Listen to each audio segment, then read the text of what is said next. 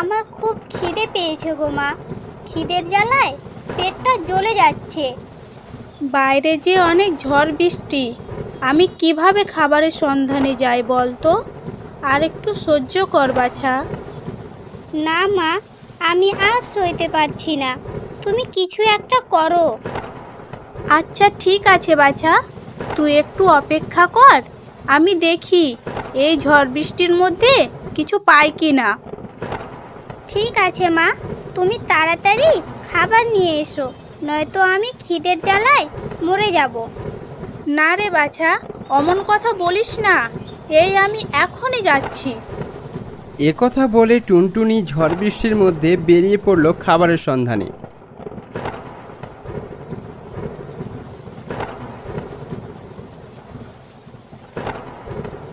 কিন্তু অনেক খোঁজাখুঁজির পরেও টুনটুনি কোনো খাবার পেল না। এই দুঃখে সে একটি গাছের নিচে বসে কান্না শুরু করলো।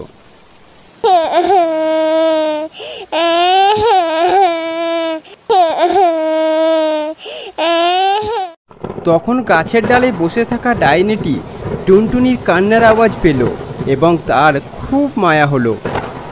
আহারে বেচারি টুনটুনি, বৃষ্টির জলে ভিজে ভিজে কান্না করছে।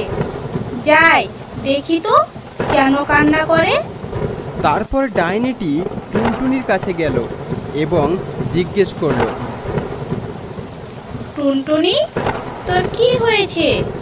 তুই কান্না করছিস কেন? তখন টুনটুনি ডাইনিকে দেখে ভয় পেয়ে গেল এবং বলতে থাকলো, কে কে তুমি? আমাকে মেরো না, আমাকে ছেড়ে দাও। তুই ভয় পাস না টুনটুনি, আমি তোর কোনো ক্ষতি করব না।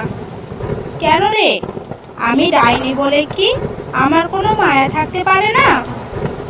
সত্যি বলছো তুমি, আমার কোনো ক্ষতি করবে না? হ্যাঁ হ্যাঁ, আমি তোর কোনো ক্ষতি করব না। এবার বল তো দেখি, তুই কান্না কেন করছিস? জানো ভালো ডাইনি, আমাদের বাসায় কোনো খাবার নেই, ওদিকে আমার বাচ্চাটাও খিদের জ্বালায় ছটপট করছে। এখন আমি কি করব বলো তো? আমি তো ঝড় বৃষ্টির জন্য খাবার সংগ্রহ করতে পারছি না। তুই কোনো চিন্তা করিস না, আমি তোকে অনেক খাবার দিব। চল, আমাকে তোর বাসায় নিয়ে চল। ডাইনির মুখে একথা শুনে টুনটুনি খুব খুশি হলো এবং তাদের বাসার উদ্দেশ্যে রওনা দিল।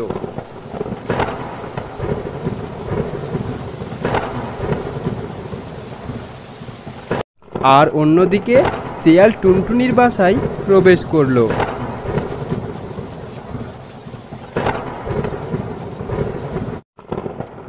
কিরে টুনি, তুই একাই যে? যাক, খুব ভালোই হলো, এখন তোকে আমি খেয়ে আমার খিদে মেটাবো। না শিয়াল মামা, আমাকে খেও না, আমাকে ছেড়ে দাও।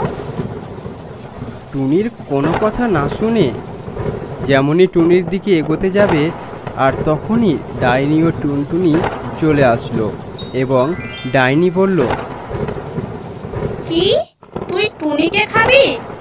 এই নে, খা তাহলে। একথা বলে ডাইনি শিয়ালকে বানরে পরিণত করলো এবং অদৃশ্য করে দিল। তোমাকে অনেক ধন্যবাদ ভালো ডাইনি, তুমি আমার প্রাণ বাঁচালে।